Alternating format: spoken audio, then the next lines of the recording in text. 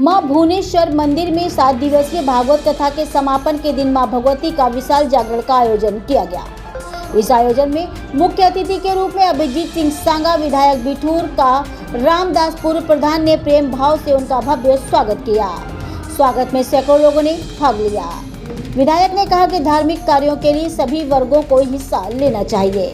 इस शुभ अवसर पर रामदास पूर्व प्रधान राजेंद्र निषाद, किशन निषाद, राजेंद्र कश्यप, मिश्रीलाल, रामचंद्र सरवन, भोला निषाद, अध्यापक आनंद, संतोष कोटेदार, शिवा, विजय, राजन वर्मा, नंद किशोर, फूलचंद्र, प्रकाश निषाद, मनोज कुमार आदि सैकड़ों भक्तगण मौजूद रहे। कानपुर से उत्तर प्रदेश ब्यूरो हेड पप्पू यादव की ये खास रिपोर्ट। उसको टेढ़ा मेढ़ा बोली ज्वाला मैया की, बोली साचे दरबार की, बोली भुवनेश्वरी मैया की, बोली शंकर भगवान की। आइए पहला नियम मां के चरणों में करते हैं पूरा।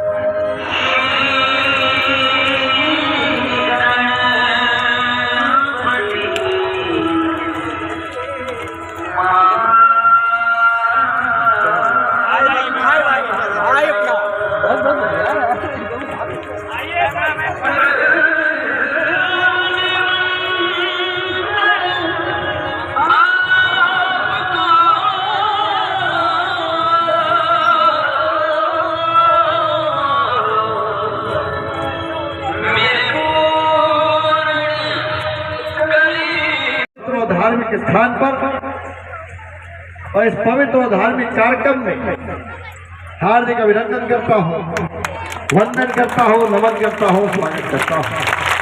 बाबू राम जी भी खड़े हुए, हमारा छोटा भाई सतीश जी भी खड़े हैं।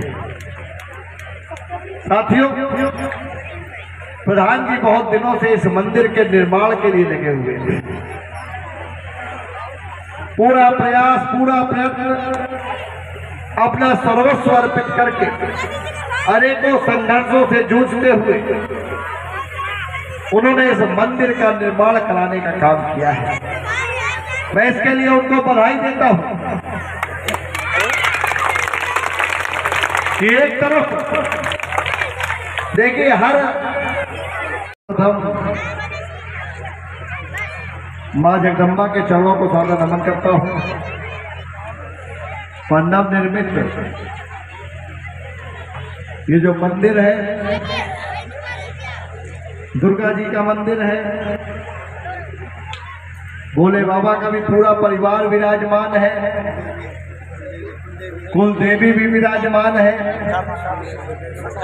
नवदेश्वर जी महाराज विराजमान है, भुवनेश्वरी माता भी विराजमान है और हमारे मध्य में जो इस पूरे कार्यक्रम के संयोजक हैं और जिन्होंने इस मंदिर को बनाने में बहुत बड़ी भूमिका अदा की है, हमारे प्रधान जी रामदास जी, हमारे मध्य में हमारे साथ चल करके आए हुए सिंहपुर के प्रधान डॉक्टर SK त्रिपाठी जी,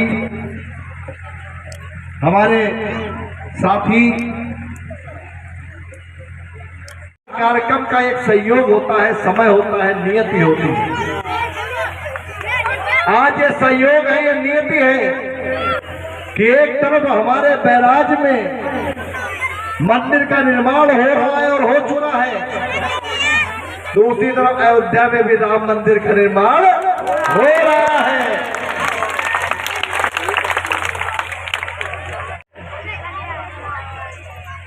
मैं आपके मध्य में यही कहने आया हूं कि प्रधान जी आपने जो इस बार कार्यक्रम का आयोजन किया है,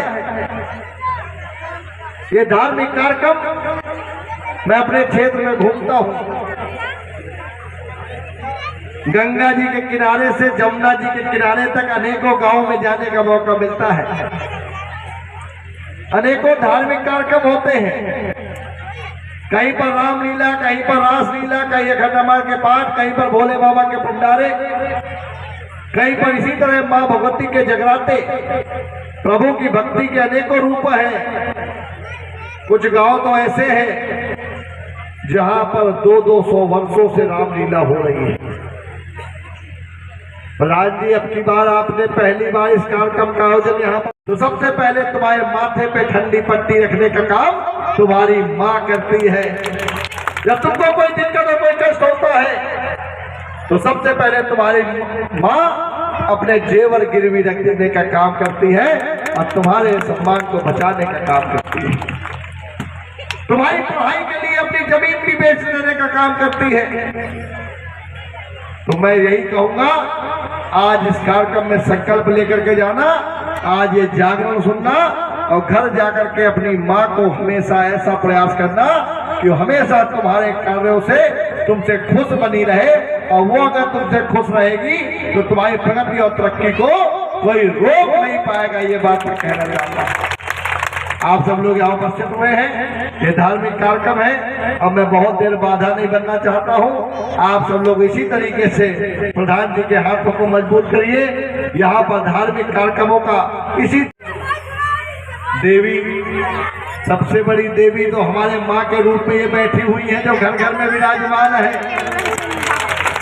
मैं सबसे कहता हूँ और बार बार कहता हूँ, चाहे जितनी पूजा करो, चाहे जितना पूजा पाठ करो, चाहे जितना व्रत रहो, चाहे 9 दिन व्रत रहो, चाहे पूर्णागिरी जाओ, चाहे मैहर देवी जाओ, चाहे वैष्णो देवी जाओ,